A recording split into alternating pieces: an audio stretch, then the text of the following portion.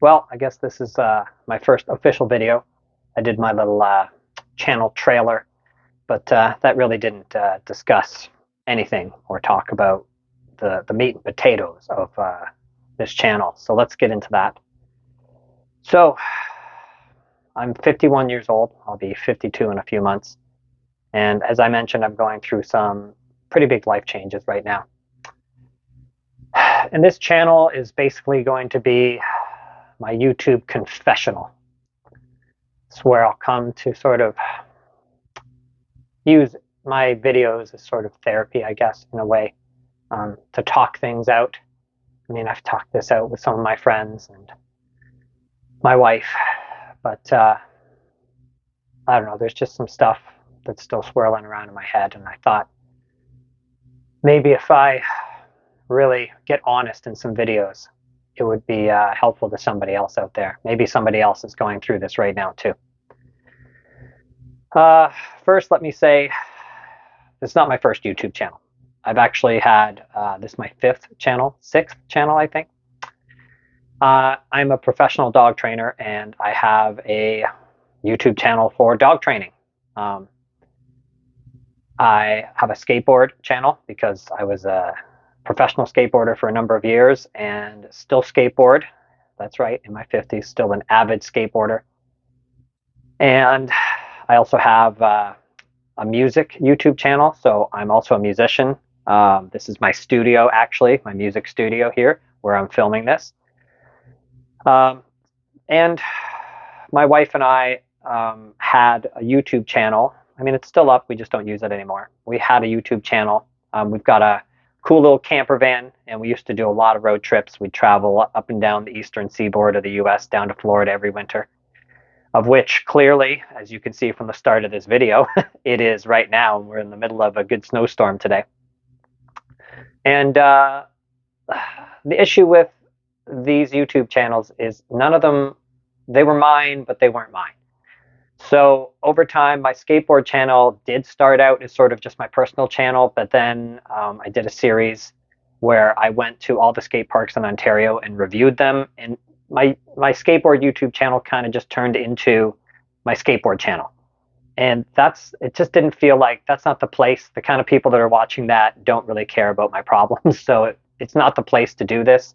And my business YouTube channel, certainly not. That's not my personal channel, right? That's my business channel where I give dog training guidance. The road trip channel was great, but my wife and I don't take road trips anymore, and we'll get into that in a second. But that channel kind of went defunct and wasn't the right place anyway. And my music channel is where I post up all of my music. I play guitar, I sing, I do electronic music, I do some hip hop. So that's where I kind of put up my polished like music productions. So I really wanted to start my own YouTube channel again, where there was no rules, right? I could just do whatever I want with this channel. It's mine again, and I can post whatever I want, and I don't really care. And the other thing, on a lot of those channels, I wasn't me.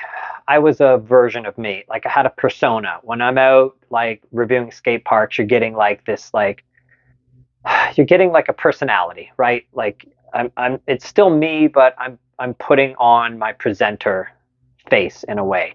And we did that with our van life videos, and obviously you're getting a different me when you're watching my dog training videos. So I wanted this YouTube channel to just be me. And that's what it's going to be. And I don't know what that means or where it's going to go. But let's really, this video, the first one, I really wanted to talk about. I said, big life changes. So what's that? So 51 years old. And in the last year, basically, my life really kind of got turned upside down. So I got to take a step back, really, to tell the whole story, but I'll keep this brief. Because one of the things I want to do is have these videos be short. Like, I don't really want anything going over 10 minutes. I mean, maybe they will. Maybe they will. I don't have any rules here, but the longer the video, the more I feel like there's a barrier to getting it done and editing it later and doing all that stuff. So I just figured nice short form content. And, if you're in the YouTube confessional, are you spending 30 minutes in the confessional. And if the video goes over 10 minutes, maybe everything in that video should be broken up into different videos, if that makes sense. But this one might be a little bit longer because this is kind of the big story behind why I'm doing this YouTube channel. So I met my wife 14 years ago in 2012, and we got married a year later. So we have been married for 13 years. And it's been great. A lot of just amazing years together. I developed a stomach problem, a chronic stomach problem, maybe a few years into our marriage. And I was going to the hospital like almost every week. They were giving me these cocktails to stop muscle spasms. And I did it all, gastric scopes, you name it, saw specialists, and nobody could really figure out what was going on with me. And then two things happened. One, a doctor finally asked me about my diet and recommended I go on a low acid diet to see if that would help. And I said, sure, let's do that. And by that, he meant a vegetarian or vegan diet. So at that point, I was already lactose intolerant. I've been that way for years. So I basically gave up all meat products, and not out of a moral standpoint, but out of trying to help my health and my gut problem. And then things got really bad for a little while because I essentially replaced all of the meat products with like vegan meat products, which were fine. I didn't mind them. So after more testing, they actually found out I have a gluten intolerance. And I thought, are you kidding me? Like this whole gluten thing, like give me a break. That's a load of baloney. Because if your body will is not adverse to gluten, it's not unhealthy, right? So I stopped eating gluten for a while. And by this time, I'd already been vegan for about a year. And then I stopped eating gluten. And then my whole life turned around. I stopped getting migraine headaches. Chronic swelling I had went away. Eczema that I had dealt with for years went away. And like my whole life changed because I stopped eating gluten. But by this point, I was already very content eating a vegan diet. So I just stayed that way. So also around that time, before they could figure out what was wrong with me, a doctor recommended medical marijuana for the pain that I was experiencing in my stomach. And I started using cannabis. Now, I had used cannabis in the past when I was a young guy, but I had stopped and I hadn't used any cannabis throughout my marriage up till that point. And I had a bit of a binge drinking problem earlier in life when I was younger. Back in my professional skateboarding days, I was a partier. And because of the stomach problem, I had to quit drinking. So when I met my wife, I was no longer drinking alcohol, hadn't in quite a while, and not doing cannabis, like not doing anything. I was just kind of like straight edge. And now I'm eating this healthy diet. And that goes on for like 5-6 years of our marriage until they recommend that I try medical cannabis. And I was hesitant because I didn't want it to turn into a problem. And for a while, it wasn't.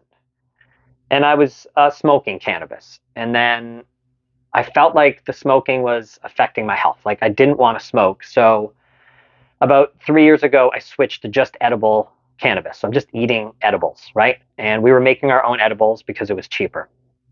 And right after the pandemic, if you'll all remember during the pandemic, it seemed like the whole world divided. Like there was people on this side and people on this side, right? Like very different opinions came out of the pandemic and really hasn't gone back since. And I took that very personal, and I felt like nobody in the world felt the way I did, and I lost friends over opinions because I didn't like their opinions or they didn't like my opinions and we were clashing. So I actually lost long-term friends, and this deeply affected me. And I started using cannabis more and more and more and more and more. And basically, if I was awake and I wasn't working, I was stoned out of my face. And it really, I didn't realize it, so this comes in hindsight, but it warped my mentality so deeply. And I started to get really, really angry at the world. And I was an angry, angry person for the last previous 2 years past. So this last year I've been on track. So 3 years ago, I got really angry for 2 years, like really angry. And I was miserable to be around. And none of this anger was directed at my wife by any means. We still got along fine, but I was a miserable person to be around.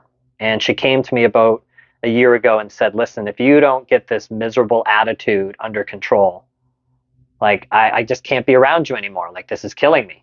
And that was kind of the first indication that something was really wrong in my marriage.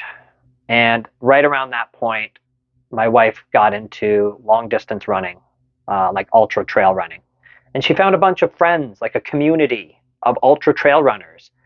And because I was miserable to be around, she started spending more and more time with friends. And I was happy that she had found happiness and she was a much happier person. But she had, at that point, I felt like, started to separate her life from mine. And then last year I got incredibly ill, like incredibly ill with the flu. I lost 14 pounds and I'm not a big guy, so 14 pounds was a lot of weight for me to lose. And at one point I thought I had a heart attack. Like I was in rough shape. And during that time I couldn't use cannabis. So as soon as I started feeling better, I took my regular dose of edibles. And basically, long story short, I lost my mind. Like I went into what I could only describe as a cannabis psychosis for about 30 hours. Like I lost my mind. Like it was the most terrifying experience that I have ever had in my life. And that is the truth. I thought, is this the way I'm going to be? I can't think straight. I had enough wherewithal to know that I was out of my mind, but not enough to control what was happening in my thoughts. And it scared me so bad that I've never used cannabis again since. I just stopped and I've never touched it again. And then within 2 weeks of not using cannabis, everything shifted in my mind. I started developing this positive mental attitude. I stopped hating the world. I stopped caring so much that people were divided. And then I realized that the cannabis was an enormous part of what was driving my misery. Because during that point, I had a lot of anxiety when I was using a lot of cannabis. And then I'm using the cannabis to control the anxiety. But what I didn't realize was the cannabis was driving the anxiety. And all my friends use cannabis and some of them drink, and that's great. And it's not like I'm against cannabis. I just had a problem with it. I don't know how to control my usage, so I just don't do it anymore. And my positive mental attitude, it was the greatest reward ever. And I don't have many regrets in life, but my one regret that I have is going back to using cannabis and using it so heavily. So that's the shortest version I could give you to say that that was one of the biggest driving factors in the next change. And that's my wife and I separating.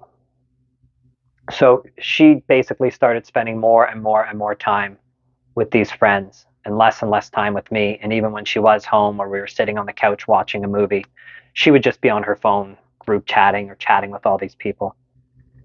And it came to the point where we had to have the discussion. And I said, I don't feel like we're connected anymore. And this is not the marriage I want to be in. And she agreed. So we separated. We separated about 6, 7 months ago now.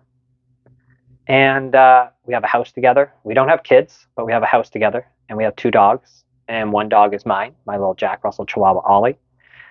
And one dog is hers. I mean, they were our dogs, but when we go our separate ways, the cattle dog that we have is her dog.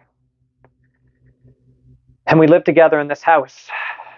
And right now we're going through a home renovation because we decided that we're going to sell the house. And after some deep discussion, the best thing we can do, we decided, was to fix the house up so we can get a decent amount of money out of the house when we sell it. So we split that money and we can both get ourselves a house, a place to live.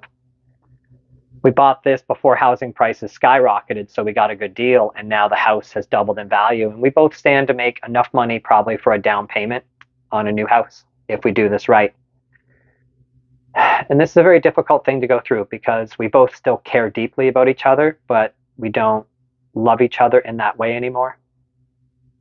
And some of our friends don't understand how we can still live together. We aren't separating because we didn't get along. We're separating because our lives grew apart and the passion faded, and we just essentially became roommates quite a while before we decided to become roommates, if that makes sense. But it doesn't change the heartbreak. When I said I do, I meant it. I waited until I was 38 when we got married, and I waited. I've had long-term relationships with lots of wonderful women, and they didn't turn into marriage because I waited for the right person. And I was convinced that my wife was the right person and that I would be married the rest of my life. And I never thought about another woman ever while we were married. And it's been a tough pill to swallow because I was very happy being married. Um, and it's been difficult. And then the other thing that happened in October, so just a few months ago, our third dog, which was really my dog, Chickpea, my American Bulldog, passed away from dementia. And if you're saying I didn't know dogs could get dementia, neither did I. And it literally broke my heart. I don't think anything has ever broke my heart like that in my life. I mean, my parents are still alive, so I haven't had to experience that, but it's still hard. It crushed me. And I'm a dog trainer, as I said, and I've spent almost a decade building a very successful dog training business. And I'm not going to have a dog anymore because I don't want a dog on my own. There are multiple reasons, and I'm going to do a different video on why I'm not going to be a dog owner going forward. And that may sound crazy from a dog trainer, but I'll explain in another video. But without Chickpea, who was my main working dog, when she got sick with dementia, I decided it was time to prepare to close my business and transition to something new. And I've been thinking about that for a long time. Dog training is a difficult business. I deal with a lot of aggression cases. I know a lot of people think it's just training little puppies to sit, but I deal with really severe cases, and I've been bit a number of times, and it's a difficult, stressful career sometimes.